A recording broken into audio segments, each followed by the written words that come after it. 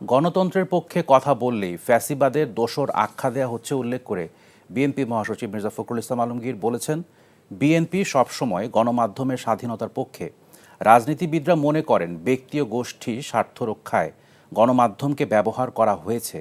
অন্যদিকে সম্পাদক পরিষদের নেতারা বলেছেন, মুক্ত গণমাধ্যমের প্রতিশ্রুতি অধরাই থেকে গেছে বারবার। সম্পাদক পরিষদের আলোচনায় এসব কথা বলেন তারা।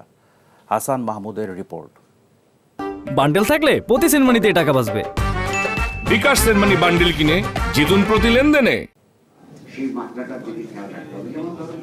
বিশ্ব মুক্ত গণমাধ্যম দিবস উপলক্ষে জাতীয় প্রেস ক্লাবের সম্পাদক পরিষদের এই আয়োজন। ফ্যাসিবাদ পরবর্তী সময়ে গণমাধ্যমের স্বাধীনতার সূচক এগিয়ে এলেও তা সন্তোষজনক নয় উল্লেখ করে রাজনীতিবিদরা বলেন, গণতান্ত্রিক দেশ গড়ে তুলতে হলে চিন্তা ভাবনাকেও গণতান্ত্রিক করতে হবে। মির্জা ফখরুল বলেন, বাকশাল থেকে গণমাধ্যমকে মুক্ত করেছিল বিএনপি।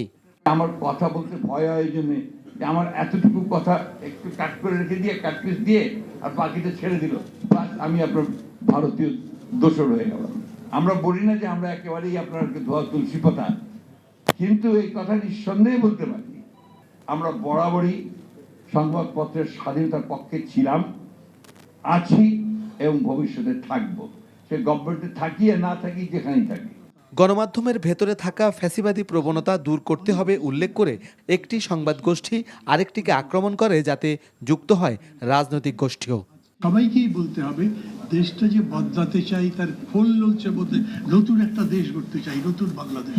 তার জন্য সব ব্যাপারই আপনাকে কথা বলতে হবে, জনগণ যাতে সেটা বুঝে শুনে সম্মত হয়, তার পক্ষে কাজ করে, সেরকম জায়গায় যেতে হবে। মুক্ত গণমাধ্যমের প্রতিশ্রুতি আমরা সকলেই দিচ্ছি, সেটি আসলে আরো কিভাবে কার্যকর করা যায় সেই বিষয়ে আমরা যদি আরো বাস্তবিক অর্থে আরো খোলামেলা আমরা নিজেদের মধ্যে আলোচনা করতে পারি, সেই রূপরেখা তৈরি করতে পারি, এটি আমাদের জন্য ভালো হবে। সম্পাদক পরিষদের নেতারা বলেন, বারবার মুক্ত গণমাধ্যমের প্রতিশ্রুতি দেয়া হলেও তা উপেক্ষিত হয়েছে। মামলার যে প্রবণতা, আপনি 100 জন 50 জন 20 জনের বিরুদ্ধে মামলা, তার মধ্যে একটা সাংবাদিকের নাম ঢোকাই দিল। আমি মেনে নিলাম মামলা করার অধিকার, বাট কোনো আইনের যদি অপপ্রয়োগ হয়, কোনো আইনের যদি মিসইউজ হয়, তাহলে কি সরকার কিছু করবে না? আমাদের মধ্যে যে অনৈক্য বিভাজন আমাদের সবচেয়ে বেশি ক্ষতি করছে।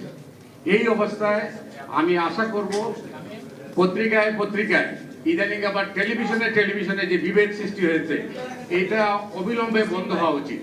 গণমাধ্যমকে গণমানুষের পক্ষের করে তুলতে সবাইকে ভিন্নমত দমন থেকে বিরত থাকার আহ্বান বক্তাদের।